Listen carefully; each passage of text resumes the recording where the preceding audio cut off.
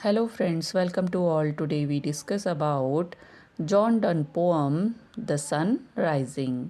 इसे line by line आज हम समझते हैं। Busy old fool unruly sun why does thou दस।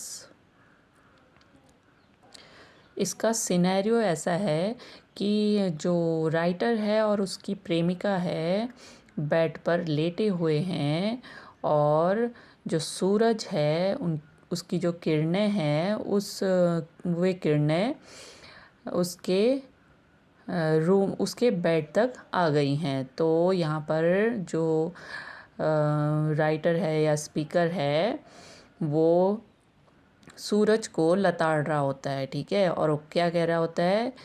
Busy old fool unruly sun, यानी कि busy old fool under control sun why does thou thus, यानी कि वाई क्यों, डज का मतलब हो गया करते हो, दो का मतलब तुम, दस यानी कि इस तरह से, इन दिस वे। दस का मतलब क्या है? In this way. तो इस तरह से आप क्यों करते हो? अब क्या करते हो? Through Windows and through curtains call on us. खिड़कियों से घुस जाते हो और पर्दों से झांकने लगते हो और हमें बुला लेते हो।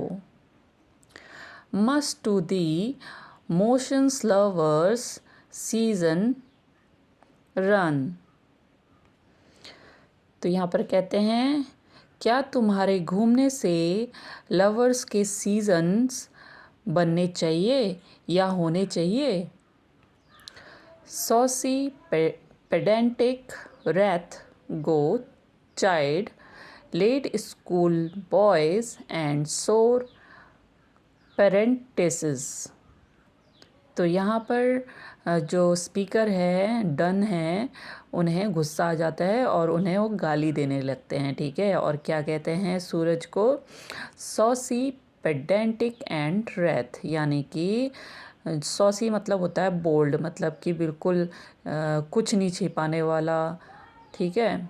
और पेडेंटिक का मतलब होता है बिल्कुल ढीठ टाइप का, रूढ़िवादी टाइप का, ठीक है। और रेथ का मतलब है नीच, ठीक है।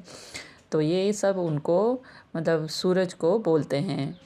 और आगे कहते हैं गो चाइड, मतलब कि जाओ उनको धमकाओ, ठीक है। चाइड का मतलब क्या है? धमकाना। उनको धमकाओ। किनको? जो बच्चे स्कूल जा रहे हैं और लेट हो गए हैं। और मज़दूर को जगाओ जो कि काम क्योंकि वो क्या है, काम के लिए जाएंगे, ठीक है। उनके काम का वक्त हो चुका है, उनको जाके धमकाओ, ठीक है, उनको जाके जगाओ।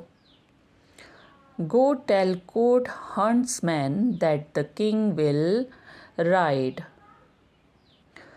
Call country ants to harvest office.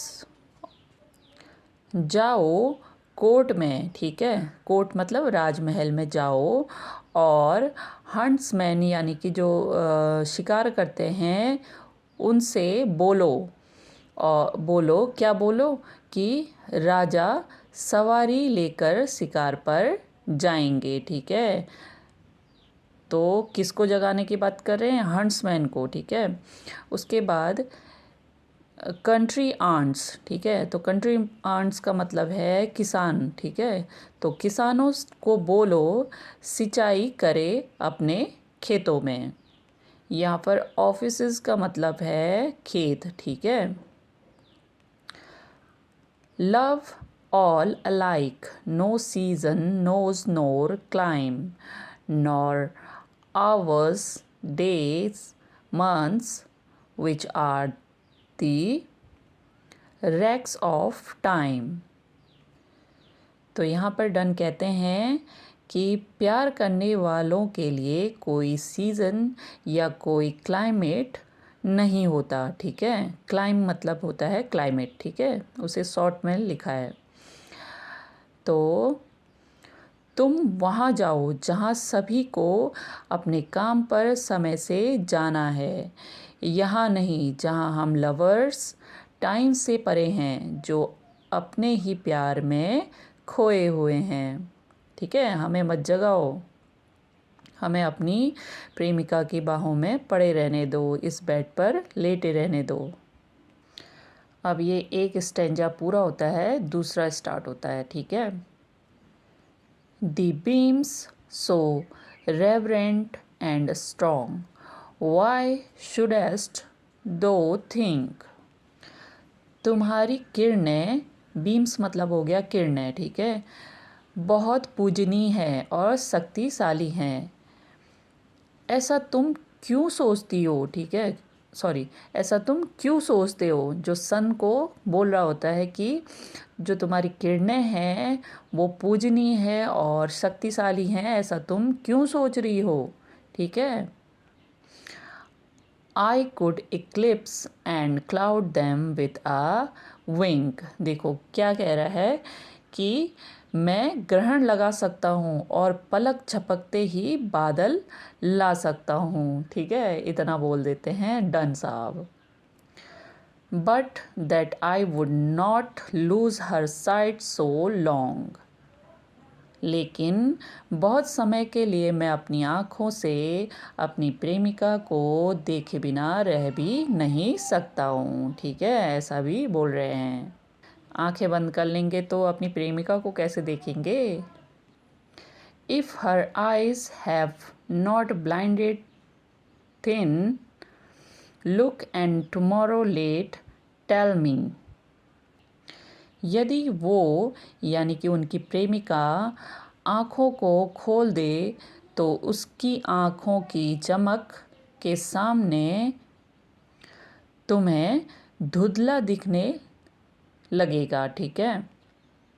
Look देखो और कल देर से आना और फिर मुझे बताना। अब क्या बताना है? Whether both the Indias of spice and mine, beware thou leftest them or lie here with me। अब क्या बताने के लिए कह रहा है कि दोनों east Indies and West Indies के स्पाइस और माइन यानी कि खुदाई करते वक्त जो निकलता है उसमें से गोल्ड, वहाँ वैसे के वैसे ही है जैसे पहले तुमने उसे छोड़ा था, मुझे बताना। Ask for those Kings whom thou sawest yesterday, and thou salt here all here in one bed lay। तो यहाँ पर कहते हैं जिनको तुमने कल देखा था वो राजा वैसे के वैसे ही हैं और तुम उनको जाके सुनो, ठीक है। जबकि मेरा तो सब कुछ एक बेड में लेटा हुआ है, ठीक है, मतलब वो प्रेमिका ही उनकी सब कुछ है, ठीक है। यानी कि मेरा प्यार सब दिखा देता है, पूरा संसार उसमें दिखाई देता है, ठीक है।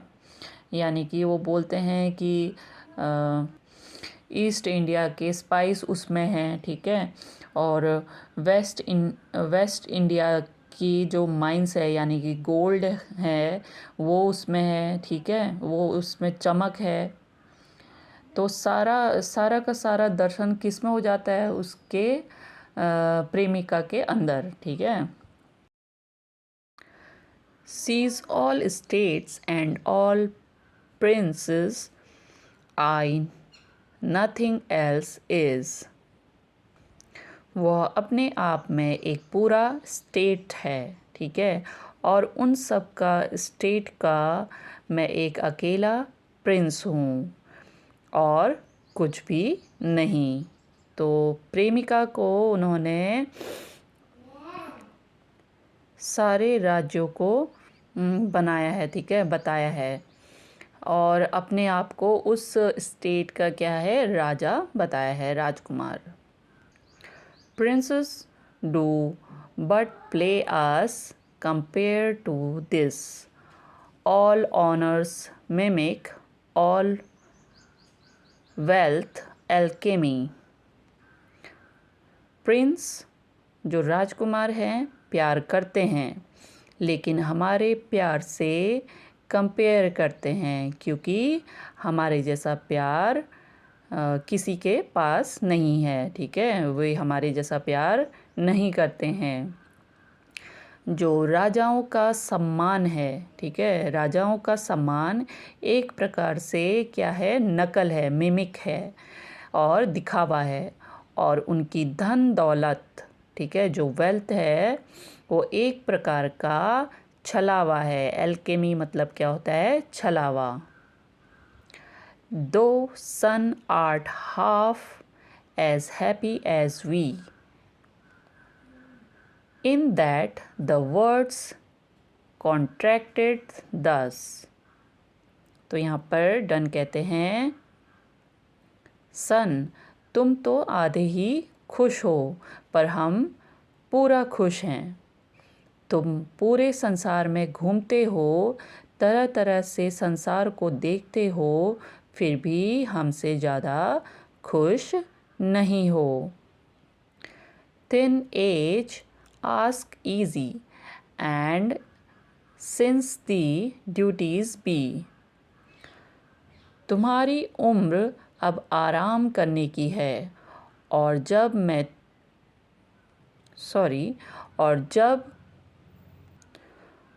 से तुम आए हो, to warm the world that's done in warming us.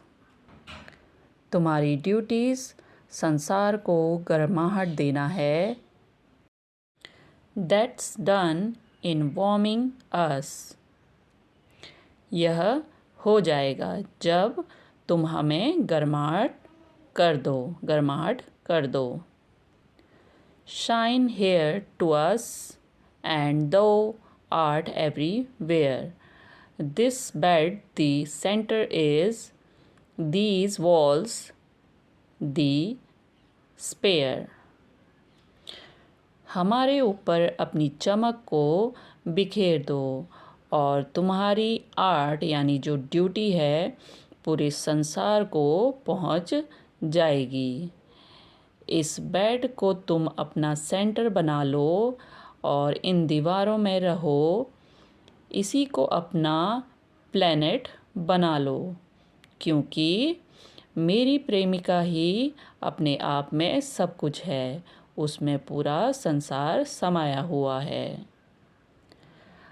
अब हम इस पोम से रिलेटेड कुछ क्वेश्चंस देख लेते हैं। The sunrising is publish in 1633. What is the rhyming scheme of this poem?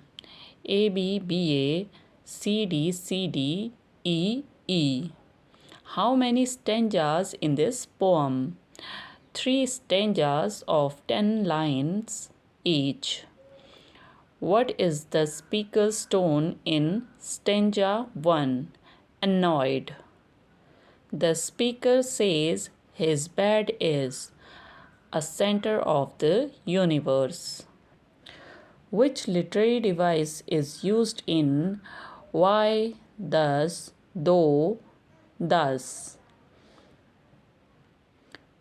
Through windows and through curtains call on us. Personification.